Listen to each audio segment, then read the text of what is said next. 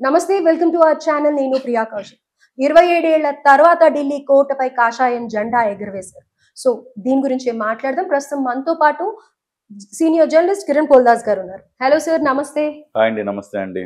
So Aam Aadmi party ఘోరంగా ఓడిపోవడానికి గల కారణాలు ఏంటి? అండ్ ఇందులో ముఖ్యంగా ఢిల్లీకి చంద్రబాబు నాయుడు గారు క్యాంపెయిన్ చేయడానికి వెళ్ళారు. అలాగే మహారాష్ట్రలో పవన్ కళ్యాణ్ గారు క్యాంపెయిన్ చేయడానికి వెళ్ళారు. ఇవి ఏమన్నా కొంచెం ప్లస్ పాయింట్స్ అయ్యాయా?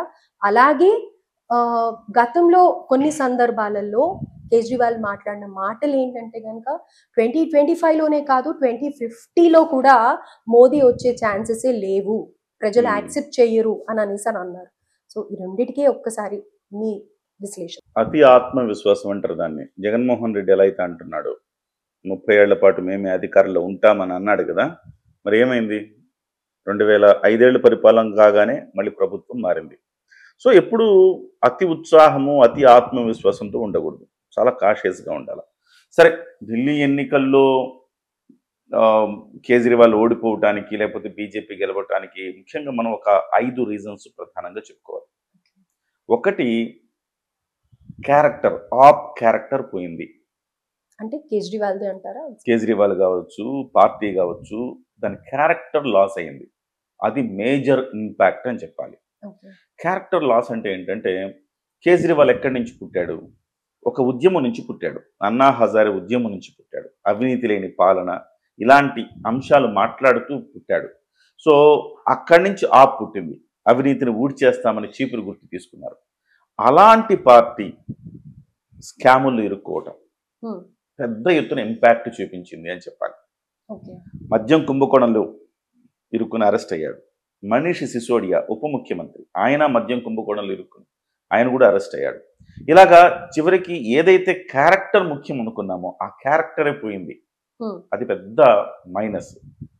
ఆ తర్వాత ఇంకోటి ఏంటంటే, సామాన్యుడికి అవకాశం ఇస్తాము అని చెప్పారు. అందులో ఈ మొత్తం ఒకటే రీజన్ చెప్తున్నా. ఆప్ యొక్క క్యారెక్టర్ ఏంటి?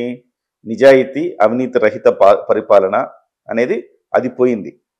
రెండోది, సామాన్యుడికి కూడా అవకాశం ఇస్తాము, ఎవరో దొంగలు రౌడీలు ఇలాంటి వాళ్ళు రాజ్యం ఏలుతున్నప్పుడు చదువుకున్న వాడిని తీసుకొచ్చి ఒక సామాన్యుడిని మీ ముందు నిలబెడతాము అనేది వాళ్ళ నినాదం. అది కూడా ఈ మధ్య కాలంలో పోయింది. వాళ్ళ పార్టీ వాళ్ళు బయటికి వెళ్ళిపోతే బయట నుంచి కాంగ్రెస్ పార్టీలో బీజేపీలో పనిచేసిన వాళ్ళని తీసుకొచ్చుకుని అక్కడ సో కలుషితం అయిపోయింది. తర్వాత డబ్బు అనే ప్రస్తావన లేని రాజకీయాలు వాళ్ళు చేద్దాం అనుకున్నారు. కానీ ఏం జరిగింది?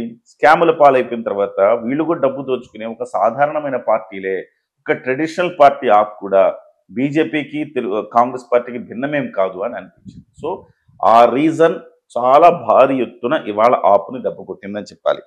ఇక రెండవది, కాంగ్రెస్ పార్టీతో పొత్తు లేకపోవటం. కాంగ్రెస్ పార్టీకి 8% ఓటింగ్ వచ్చింది. సో ఆప్కి అలాగే బీజేపీకి మధ్య ఓటింగ్ వ్యత్యాసాన్ని మనం పరిశీలిస్తే 0.32% మాత్రమే. ఏముంది అందులో డిఫరెన్స్? పెద్ద లేదు. సో 8% ఓటింగ్ వచ్చిన కాంగ్రెస్ పార్టీని మనం పక్కన పెట్టుకొని ఏదో ఒక 4 సీట్లు ఇచ్చిండుంటే ఖచ్చితంగా సీన్ మరోలా ఉండేది. అయితే మరి కేటీఆర్ చేసిన ట్వీట్ కి కూడా ఇదే అర్థం వస్తుందని అంటారా? రాహుల్ గాంధీ వల్లే కేజ్రీవాల్ ఓడిపోయాడు అని. అంటే వీళ్ళ అక్కసి వీళ్ళది, కానీ రాహుల్ గాంధీ వల్లే ఓడిపోయాడనే ఉంది. రాహుల్ గాంధీ కలుద్దామన్నాడు, కలవటానికి కేజ్రీవాల్ అంగీకరించలేదు. గతంలో హర్యానా ఎన్నికల్లో కేజ్రీవాల్ కలుద్దామన్నాడు, అప్పుడు రాహుల్ అంగీకరించలేదు. సో ఒకళ్ళకొకళ్ళు చేసుకున్నారు. సో అదే సమయంలో ఇతను కూడా ఉమర్ అబ్దుల్లా కూడా ట్వీట్ చేశాడు కదా, కొట్టుకుని ఇలాగే చావండి, ఆటోమేటిక్గా బీజేపీ బలపడుతుందని చెప్పి చేశాడు ఆయన కూడా కామెంట్. సో వీళ్లలో సఖ్యత లేకపోవడం. ఇండియా కూటమి అంటే సఖ్యత ఉండాలి. ఇప్పుడు ఆంధ్రప్రదేశ్లో ఎలాంటి పరిస్థితులు ఉంటే బీజేపీకి తెలుగుదేశం పార్టీకి పూర్తిగా కలిసే పరిస్థితి లేకపోయినా పవన్ కళ్యాణ్ అనే ఒక వ్యక్తి, ఒక శక్తి ఎలా కలిపాడు, దానివల్లనే ఈ రిజల్ట్ వచ్చింది. అదే కనుక వాళ్ళిద్దరు కలిసి పోటీ చేస్తుంటే బీజేపీకి ఇన్ని సీట్లు వచ్చేవా? 8% ఓట్లు కోల్పోయింది ఇవాళ ఆ కూటమి. సో అది అతిపెద్ద దెబ్బ. ఇంకోటి, దళితులు ముస్లింలు ఎక్కువ ఉన్న ఏరియాలో ఎంఐఎం పోటీ చేసింది. ఈసారి ఎంఐఎం ఎంతో కొంత ఓటింగ్ ని చీల్చింది. తద్వారా అంటే కాంగ్రెస్ పార్టీ ఎంఐఎం పార్టీలు విడిగా పోటీ చేయటం వల్ల అది కేజ్రీవాల్కు దెబ్బైంది. అది రెండో కారణం. ఇక మూడో కారణం చూస్తే, దాదాపుగా 2013లో ఒకసారి అధికారంలోకి వచ్చారు, 50 రోజులు పరిపాలన చేశారు. ఆ తర్వాత ప్రభుత్వం పడిపోయింది. 2013లో వాళ్ళకు వచ్చిన సీట్లు ఏంటంటే 28. బీజేపీకి వచ్చింది 31, కాంగ్రెస్కి వచ్చింది 8, ఇతరులకు వచ్చింది 3. అంటే అక్కడ మీకు పూర్తి స్థాయి మెజారిటీ లేకపోయినా కాంగ్రెస్ పార్టీతో కలుపుకొని అత్యవసర మెజారిటీతో ఆ రోజు పరిపాలన చేసింది. సింగిల్ లార్జెస్ట్ పార్టీ బీజేపీ అయినా ఆప్ అధికారం తీసుకుంది. అయితే అది పడిపోయింది అప్పుడు ప్రభుత్వం 50 రోజులకే. సో ఆ సానుభూతి కేజ్రీవాల్ మీద ఉండడం వల్ల 2015లో ఎన్నికల్లో గెలిచాడు. 5 ఏళ్ళు పరిపాలన చేశాడు. మళ్ళీ 2019లో కూడా గెలిచాడు. 5 ఏళ్ళు పరిపాలన చేశాడు. సో ఇప్పుడు ఈ 10 ఏళ్ల పాటు వరుసగా పరిపాలన చేయటం వల్ల ప్రభుత్వ వ్యతిరేక ఓటు అనేది ఏర్పడుతుంది. సహజం ఎక్కడైనా. సో ఆ ప్రభుత్వ వ్యతిరేక ఓటు అనేది 3వ కారణంగా చెప్పాలి. 4వ కారణం, ప్రతిసారి ఏం చెప్తా ఉంటాడు కేజ్రీవాల్, నేను చాలా అభివృద్ధి కార్యక్రమాలు అది చేయాలనుకున్నా బీజేపీ సహకరించట్లేదు, బీజేపీ నన్ను ఇబ్బంది పెడుతోంది, ప్రతి సందర్భంలో కేంద్ర ప్రభుత్వం ఇబ్బంది పెడుతోంది అని చెప్తూ ఉంటాడు. జనాల్లో కూడా ఒక అంచనా వచ్చింది. బీజేపీ ఏం చెప్తుంది, డబుల్ ఇంజిన్ సర్కార్ ఉండాలి, ఇక్కడ అక్కడ రెండిట్లో బీజేపీ ఉంటే బ్రహ్మాండంగా అభివృద్ధి చెందుతుంది ఢిల్లీ అని చెప్తా ఉండేది. అదే సమయంలో ఇతనేం చెప్తున్నాడు, నేను బీజేపీ కేంద్రంలో ఉండడం వల్ల నేను ఇక్కడ ఏం చేయలేకపోతున్నానని చెప్తున్నాడు.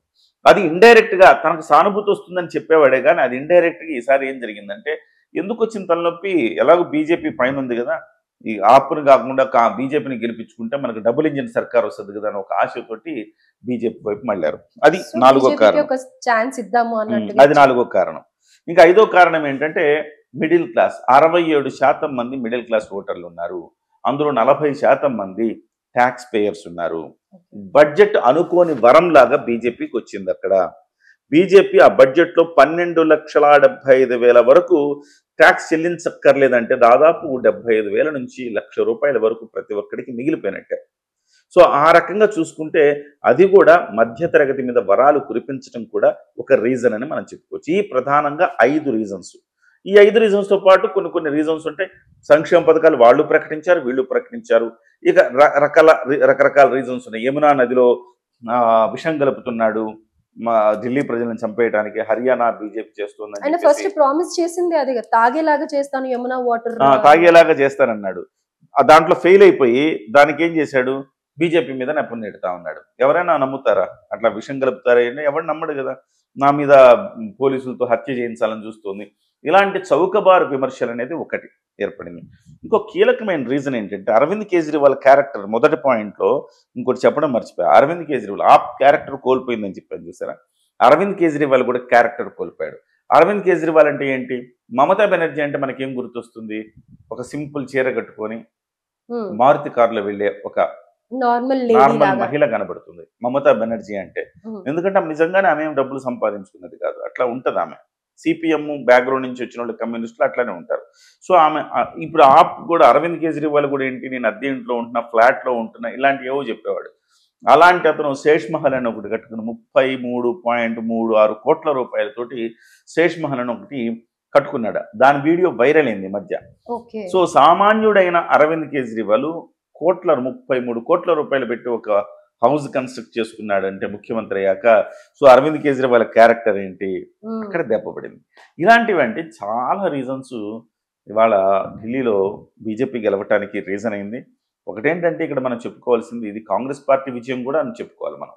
సార్ ఇందులో ఒక చిన్న విషయం, ఇప్పుడు నార్మల్ గా ఒక పార్టీలో ఉన్నారు అంటేనే వాళ్ళకి ఇమీడియట్ గా నెక్స్ట్ టైం చూడగానే వాళ్ళు ఎంతో కొంత సంపాదించి ఉంటారు. అలాంటిది ఒక సీఎం పొజిషన్ లో ఉన్న కేజ్రీవాల్ సంపాదించాడు అంటే అందులో ఆశ్చర్యం ఏముంది? సంపాదించాడంటే ఆశ్చర్యం కాదు, కానీ అతని క్యారెక్టర్ ఏంటి, నేను డబ్బుల కోసం రాజకీయాల్లోకి రాలేదు, నేను ఫ్లాట్లో ఉంటున్నా, నేను డబ్బుల కోసం రాజకీయాల్లోకి రాలేదు. కట్టుకోవచ్చు, ఒక 3 కోట్లు, 10 కోట్లతో, ఒక 3-4 కోట్లతో ఒక ఇండిపెండెంట్ హౌస్ తీసుకోవడం అట్లాంటివి ఏమన్నా ఉంటే పర్లేదు. కానీ 33 కోట్లతో ఇల్లు కట్టుకున్నాడని, రాజ్మహల్లా కట్టుకున్నాడని బీజేపీ దాన్ని ఎక్స్పోజ్ చేసింది బాగా. జనాల్లో మైండ్లో నాటుకుపోయింది. నేను ఒక సామాన్యుడిని, సీఎం అయితే డబ్బులు వస్తాయా చెప్పండి? అవినీతికి పాల్పడకపోతే డబ్బులు వస్తాయి సీఎం అయితే? మరి సీఎం అయితే సీఎంకి ఒక జీతం ఉంటుంది. ఆయన చెప్పిందే అవినీతి రాజకీయాలు ఉండవు అని చెప్పి, అవినీతి రాజకీయాలు ఉండవు అని చెప్పాడు. అవినీతి రాజకీయాలు ఉండవు, నేను ఒక సామాన్యుడిని, ఒక ఫ్లాట్లో ఉంటానని చెప్పిన వ్యక్తి, నేను ఒక ఉద్యోగస్తుడిని, రిజైన్ చేసి నేను వచ్చాను రాజకీయాల్లోకి, నా మిస్సెస్ జాబ్ చేస్తుంది, నేను రిజైన్ చేసి వచ్చాను, సో నాకు వచ్చే జీతంతో మేము బతుకుతామని చెప్పే ఒక వ్యక్తి ఇవాళ 33 కోట్లతో బంగ్లా కట్టుకున్నాడు, అదే సమయంలో మద్యం కుంభకోణంలో జైలుకి వెళ్ళాడు అంటే ఇక ఆప్ క్యారెక్టర్ ఏంటి, కేజ్రీవాల్ క్యారెక్టర్ ఏంటి పోయింది కదా. జనం దేనికోసం అయితే గెలిపించారో అదే లేదు నీలో, నీ సిద్ధాంతం అదే బేసికల్, నీ క్యారెక్టర్ పోయింది. పోయినప్పుడు ఇంకెందుకు జనం ఆదరిస్తారు? సో అందువల్ల ఈసారి బీజేపీ వైపు టర్న్ అయ్యారు. అప్పటికి అరవింద్ కేజ్రీవాల్కి 22 సీట్లు 23 సీట్లు ఇంకా తుది ఫలితాలు రాలేదు. సో ఈ వీడియో చేసే నాటికి సో దాదాపు ఒక సీట్ అటు ఇటు ఉండొచ్చు. సార్ అయితే ఇక్కడ గుజరాత్ లో సర్దార్ పటేల్ విగ్రహం కానీ, లేకపోతే మోడీ రీసెంట్ గా అయోధ్య నిర్మాణం కానీ, అలాగే ఇప్పుడు మన పాలిటిక్స్ కూడా ఎప్పుడైతే డిప్యూటీ సీఎం పవన్ కళ్యాణ్ గారు కానీ, చంద్రబాబు నాయుడు గారి పేరు కానీ నేషనల్ వైడ్ స్ప్రెడ్ అయిందో, వీళ్ళు వెళ్ళి అక్కడ క్యాంపెయిన్స్ చేయడం వల్ల కూడా అది ఒక యాడెడ్ అడ్వాంటేజ్ అని అంటారా అటు సైడ్? అంటే మహారాష్ట్రలో పవన్ కళ్యాణ్ డెఫినెట్గా యాడెడ్ అడ్వాంటేజ్. కాకపోతే ఢిల్లీలో అంత గొప్పగా చెప్పుకోవాల్సింది ఏం లేదు. తెలుగు జనం చాలా తక్కువ అండి, మైన్యూట్. లాస్ట్ టైం మనం ఒక వీడియోలో కూడా మాట్లాడుకున్నాం, తెలుగు ప్రజలు చాలా చాలా తక్కువ అక్కడ. కానీ ఎక్కడైతే తెలుగు ప్రజలు ఉంటారు అక్కడ ఎక్స్పెక్ట్ చేశారు అయ్యింది. ఒకటి రెండు నియోజకవర్గాల్లో తెలుగు ప్రజలు ఉన్నారని చెప్తున్నారు. అక్కడ చంద్రబాబు గారు ఎంతో కొంత యాడ్ అయి ఉండొచ్చు, కానీ ఒక రీజన్ గా అది బలమైన రీజన్ గా మనం చెప్పలేం. ఇప్పుడు పవన్ కళ్యాణ్ అక్కడ 11 సీట్లు 12 సీట్లలో ప్రచారం చేశాడు అక్కడ. సో అక్కడ తెలుగు వాళ్ళు చాలా ఎక్కువ సంఖ్య, ప్రభావితం అవడానికి ఛాన్స్ ఎక్కువ. ఒక్కొక్క నియోజకవర్గంలో దాదాపు 8 నుంచి 10 లక్షల మంది, అంటే నేను ఒక పార్లమెంట్ నియోజకవర్గ స్థాయిలో అనిపిస్తుంది.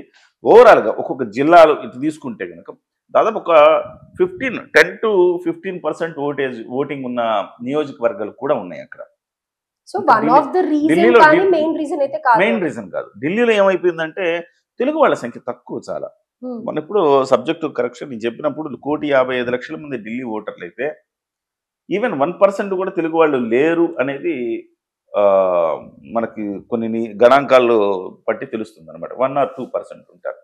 సో బట్ ఈవెన్ ఇవాళ 0.32% మార్జిన్తో మాత్రమే ఇవాళ బీజేపీ గెలిచిందంటే బహుశా ఇక్కడ కొంతవరకు తెలుగు వాళ్ళు ఉన్న చోట కూడా కొంత ప్రభావం ఉండి ఉండొచ్చు అని మనం భావించాలి. ఓవరాల్ ఏంటంటే ఇది మోదీ గారి గురించి కూడా అడిగాను నేను మిమ్మల్ని, మోదీ వల్ల కూడా ప్రభావం ఉంది. మోదీ ఆబ్వియస్లీ కదండి, మోదీ వల్ల ప్రభావం అంటే ఆబ్వియస్లీ మనం మాట్లాడుకోవడం ఏముంది అందులో. బీజేపీ అంటేనే మోదీ, మోదీ అంటేనే బీజేపీ. సో అక్కడ ప్రభావం ఉంది. విచిత్రం ఏంటంటే అరవింద్ కేజ్రీవాల్ ఓడిపోయాడు, మనీష్ సిసోడియా ఓడిపోయారు, ఉప ముఖ్యమంత్రి ముఖ్యమంత్రి ఇద్దరు ఓడిపోయారు, ఇద్దరు జైలుకి వెళ్ళి వచ్చారు. ఈ ఎన్నిక ద్వారా ప్రజలు ఒక బలమైన తీర్పునిచ్చారు అనుకోవాలి. కానీ ఇప్పుడు కూడా మనం జగన్మోహన్ రెడ్డి ఓడిపోయిన 39% ఓట్లు ఎట్లా ఉన్నాయి జగన్మోహన్ రెడ్డి అని చెప్పుకుంటామో, ఇప్పటికి కూడా ఓటింగ్ పరంగా చూస్తే కేజ్రీవాల్కు పెద్ద ఓటింగ్ వచ్చిందని చెప్పుకోవాలి. కేవలం 0.3% కదా డిఫరెన్స్. సో చెప్పుకోవాలి. కానీ బై గాడ్ గ్రేస్ బీజేపీ గెలవడం అనేది ఒక మంచి సంకేతం.